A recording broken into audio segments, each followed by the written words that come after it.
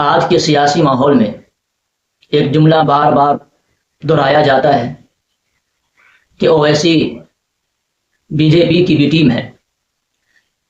اب یہ دیکھنا یہ ہے کیا یہ الزام محض ایک جذباتی نعرہ ہے یا اس کے پیچھے کوئی حقیقی ثبوت ہے۔ کیا کوئی مسلم قیادت جو اپنی آواز بلند کرے صرف اس لیے بدنام کر دی جائے کہ وہ کانگریس یا دیگر سیکولر جماعتوں کے تابع نہیں ہے؟ یہ سوالات ضروری ہے اور ان کے جوابات علمی اور زمینی تناظر میں تلاش کرنا وقت کی اہم ضرورت ہے۔ جن جماعتوں نے پچھلے 70 سالوں میں مسلمانوں کو صرف ووٹ بینک سمجھا، آج وہی جماعتیں اویسی پر الزام لگا رہی ہے جب اویسی مسلمانوں کی حقیقی قیادت کی بات کرتے ہیں تو انہیں بی جے پی کی بھی ٹیم کہا جاتا ہے۔ یہ دراصل طاقت کا خوف ہے جو اس آواز کو خاموش کرنا چاہتا ہے۔ AIMIM کا آئینی موقف مکمل طور پر جمہوری ہے۔ یہ پارٹی آئین ہند پر یقین رکھتی ہے۔ اویسی بار بار کہتے ہیں ہم اس ملک کے برابر کے شہری ہیں، ہمیں اپنی بات پارلیمنٹ میں کہنے کا پورا حق ہے۔ پھر کیا بی جے پی کی بھی ٹیم وہ ہو سکتی ہے جو NRC، CAA، 53 طلاق اور یونیفارم سول کوڈ جیسے بلز کی پارلیمنٹ میں مخالفت کرے؟ جناب بیرسٹر اسد الدین اویسی نے پارلیمنٹ میں ہر اس بل کی مخالفت کی ہے جو مسلمانوں یا آئینی اقدار کے خلاف ہو۔ مثالیں CAA پر پرجوش تقریریں، طلاق ثلاثہ بل کی مخالفت، بابری مسجد پر اپنا کھلا موقف، حجاب ہو، بلڈوزر ہو اور مدرسوں پر حملے کے خلاف۔ سوالات کیا بی جے پی کی بھی ٹیم ایسا کرتی ہے؟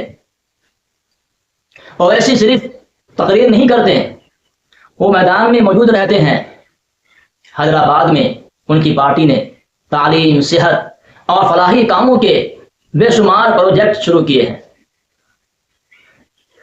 حالیہ برسوں میں AIMIM نے مہاراشٹر، بہار، بنگال، گجرات، UP، جھارکھنڈ اور دہلی جیسے علاقوں میں مسلم مظلوموں کے لیے آواز بلند کی۔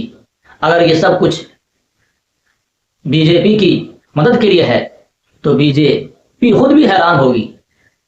اویسی پر سب سے بڑا الزام یہ ہے کہ وہ ووٹ کاٹتے ہیں، مگر سوال یہ ہے کیا ووٹ مسلمانوں کا صرف کانگریس، راہل گاندھی یا لالو کے لیے محفوظ ہے؟ اگر ایک ہندو لیڈر درجنوں پارٹیاں بنا سکتا ہے تو کیا مسلمانوں کو سیاسی قیادت کا حق نہیں ہے؟ کیا ہر وہ آواز جو آزادی سے بولے اسے ووٹ کٹوا کہا جائے؟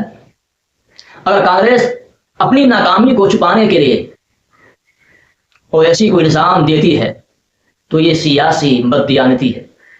ہر انتخاب میں اویسی اتحاد کی باتیں کرتے ہیں مگر کانگریس اور اس کی اتحادی جماعتیں اویسی کو اتحاد میں شامل نہیں کرنا چاہتی ہے۔ بنگال میں ممتا، UP میں اکھلیش، بہار میں تیجسوی، کسی نے بھی AIMIM کو ساتھ لینے میں دلچسپی نہیں لی۔ جب ساتھ نہیں لیا جائے گا تو اویسی اپنے بل بوتے پر لڑیں گے اور اگر جیت جائیں تو انہیں بی جے پی کا ایجنٹ کہا جائے گا۔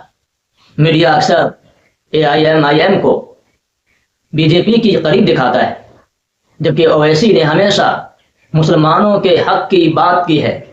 میڈیا نے اویسی کو ووٹ کٹوا، فرقہ پرست، بی جے پی کا دوست بنا کر پیش کیا تاکہ مسلمان کنفیوز رہے، مگر سچ یہ ہے کہ اویسی کے خلاف میڈیا اسی وقت بولتا ہے جب وہ مسلمانوں کے مسائل پر بولتے ہیں۔